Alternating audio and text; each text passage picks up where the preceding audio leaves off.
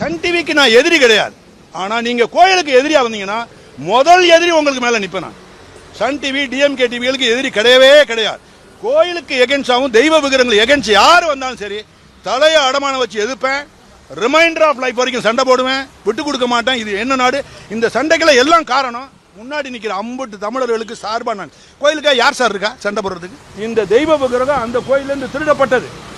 ஏற்கனவே ரிப்போர்ட் வச்சாச்சு. அந்த ரிப்போர்ட்டை நாங்கள் யார்கிட்ட கொடுத்துருக்கோம்? டிவிஷன் பெஞ்சில் நாங்கள் அதை இது ஒரு பெரிய இதில் சொல்லி சாதாரண சீல்டு கவரில் கொடுத்தா பார்த்துட்டு எங்கிட்ட கொடுத்துட்டாங்க. தொண்டீஸ்வரம் சொல்லுவாங்க. அங்கே ஒரு 2 கோயிலை தூக்கிட்டு போயிட்டாங்க. ஒன்று மேட்டலிந்திய பெருமாள், இன்னொன்று அகத்தீஸ்வரர் கோயிலே திருட்டு போயிட்டாங்க.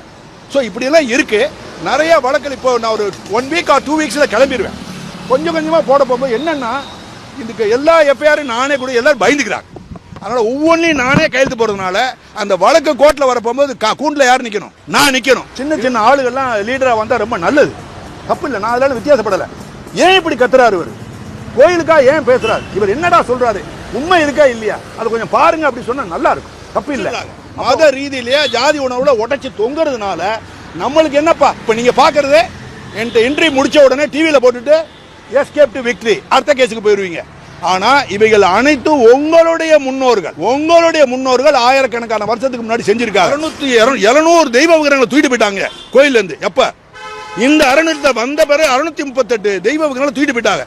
அவங்க எவ்வளவு வாங்குறாங்கன்னா ஒரு வருஷத்துக்கு 656 கோடியை வாங்குறாங்க எங்கள்கிட்ட இருந்து. கோயில்களுக்கு வரி போடுறது அராகஜ கொலகாரத்தனமா மோசமான சமாச்சாரம். அதை காட்டில் இந்த அரசாங்கம் போடுறது மனித வரலாறுன்னு ஒருத்த மனுஷன் பிறந்தன வயிறு கத்துது, எரியுது. மன்னிக்க முடியாத குற்றச்சாட்டு போன கவர்மெண்ட் இந்த கவர்மெண்ட் பழைய கவர்மெண்ட் செஞ்சுக்கிட்டே வருது. எதுக்கு அதை உள்ள வச்சிருக்கிற?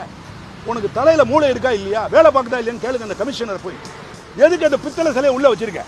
புதுசா செஞ்ச சிலைய இப்ப எஃப்ஐஆர் போடுறதுக்கு வேண்டிய நடவடிக்கை நான் எடுக்கிறேன். என்னையா வந்து பயங்காட்டுறாங்க. பூச்சாண்டி புஷ் கொசு வச்சு கடிக்கிறாங்க. இதெல்லாம் கொசு வந்து நசிக்கு தூக்கி வெளியே போட்டுருவோம். கொசு இதுகளெல்லாம் நம்ம திருப்பி இப்ப இறங்க போறோம். இந்த கேங் வந்து இதனாலதான் எஃப்ஐஆர் போட வேண்டிய கேஸை கிட்டத்தட்ட 40-50 வழக்குகள் எஃப்ஐஆர் போடணும். நான் சொன்னதை 2018-17 சொன்னது போய் இப்போ எஃப்ஐஆர் போட்டு ஒரு நியூஸை கிரியேட் பண்ணி என்னைய வேற பேச வச்சுக்கிட்டு நீங்க சொல்றதை வச்சு தான் சொல்றேன். நான் இந்த வரைக்கும் டிவி பார்க்கல, சத்தியம். டிவியோ அதுல நியூஸ் பேப்பர்லாம் படிக்கிறது இல்லை.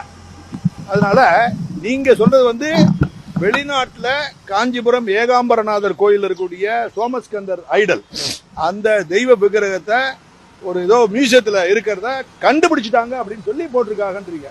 கண்டுபிடிச்சிருக்கான்னு சொல்றாங்களா இல்லை எஃப்ஐஆர் போட்டிருக்காங்களா?